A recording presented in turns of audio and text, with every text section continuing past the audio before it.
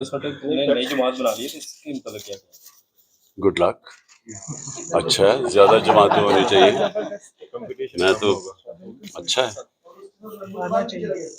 20 سال سے 50 جو آپ نے آشیانہ بنایا تھا وہ اب شرازہ بکر 20 سال لگے آپ کو, تو کیا کہتے ہیں؟ دیکھو میں آپ کو بتاتا ہوں, جب جنگ خندق ہوئی نا, 1 مہینے کی وہ جنگ تھی, تو جب جنگ ختم ہوئی تو ایک آیت آئی نبی کے لیے کہ کیا نبی صلی اللہ علیہ وسلم آج آپ کو پتہ چل گیا کہ آپ کے ساتھ کون ایمان والے لوگ تھے اور کون جن کے ایمان کمزور تھے, جو منافق تھے.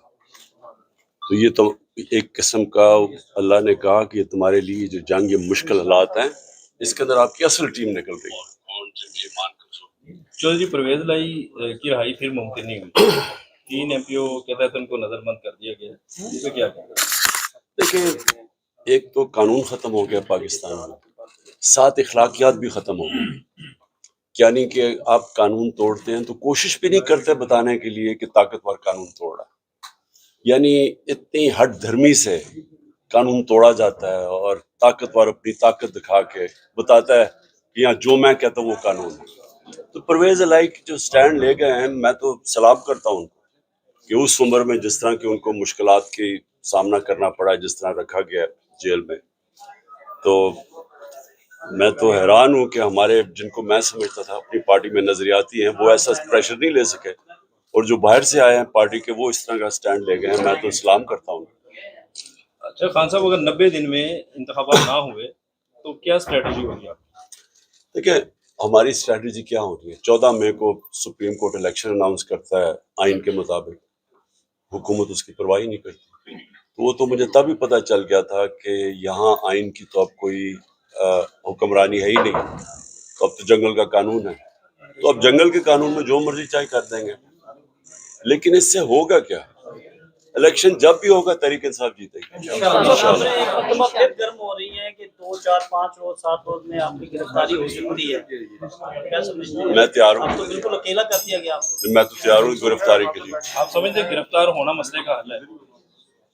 وہ یہ سمجھتے ہیں, میں سمجھتا ہوں کہ اس سے کوئی فرق نہیں پڑے گا, بلکہ لوگوں کے اندر جو اس وقت ایک غصہ ہے قوم کے اندر, وہ بڑھتا جا رہا ہے.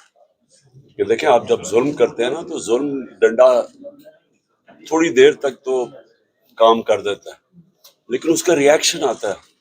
تو یہ جیسی پریشر اترے گا الیکشن کا, آپ دیکھ لیں گے کہ اس میں دودھ کا دودھ پانی کا پانی ہو جائے گا.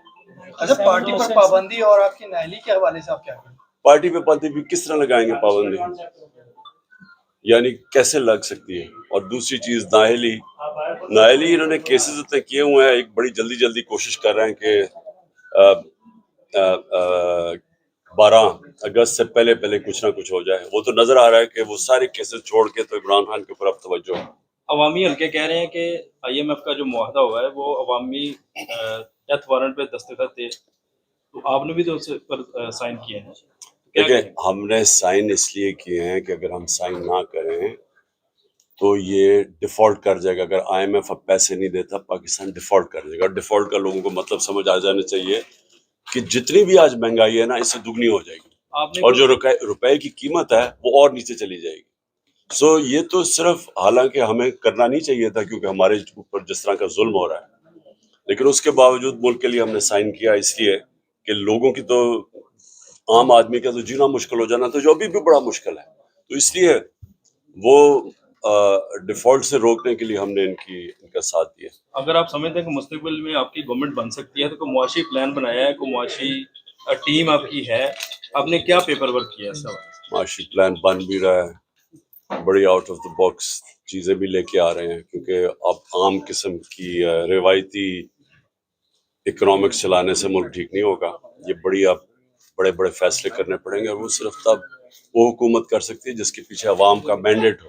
عمران خان کے پاس اب پلان بی کیا ہے؟ اگر گرفتاری ہو جاتی ہے تو کون جو ہے وہ پارٹی کو سہارا دے گا, کون ٹکٹس جو ہے وہ تقسیم کرے گا, کوئی پلان ہے؟ اور پارٹی پلان بنا ہوا ہے, تیاری ہے پوری. اوکے, کدھر وہ ہیں؟ رجسٹرار ہائی کورٹ نے جان بوجھ کے بلایا، یعنی کہ پتہ تھا ہم بتا کے گئے ہیں کہ ہمارے یہاں 4 بجے کا ٹائم ہے. تو یہ یہاں سے نہیں ہمیں بٹھا دے گا. نہیں